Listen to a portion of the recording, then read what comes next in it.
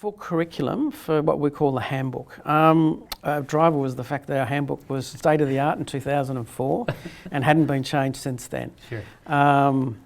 It was pretty broken. We were having a lot of problems with the content management engine. So for us, it became a risk conversation.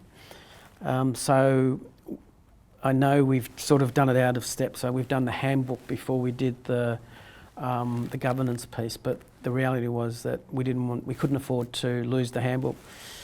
Since we've implemented the new handbook with you guys, with Factor 5, last year we had 700,000 hits on the handbook. 650,000 of those were not students. They were staff, they were agents, they were prospective students.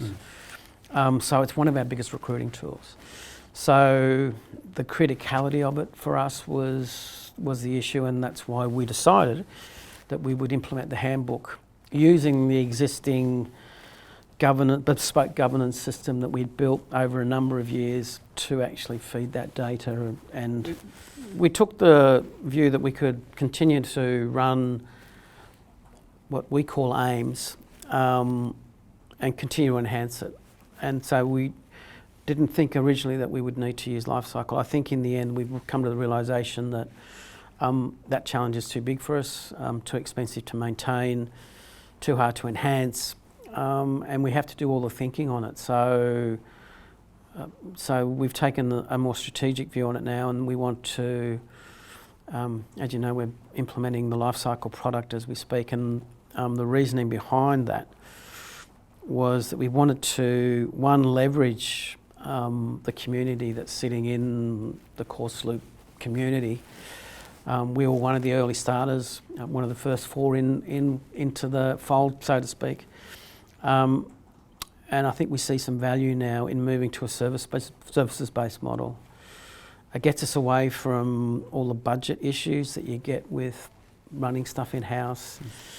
And like most universities, we have a bad habit of not maintaining currency of things.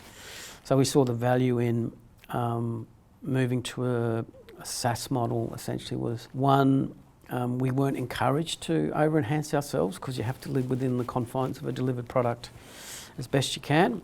One, we didn't have to enhance it, and when we did the numbers on it, to get the richness of the functionality that's already existing in the lifecycle product was going to cost us a lot more and probably take us a lot longer. So we took the call to swap them out late last year, and we're in the process, and we'll go live in July timeframe this year with the new product, and we will have our handbook product or your curriculum product plugged into it, and we'll then move on to the next piece,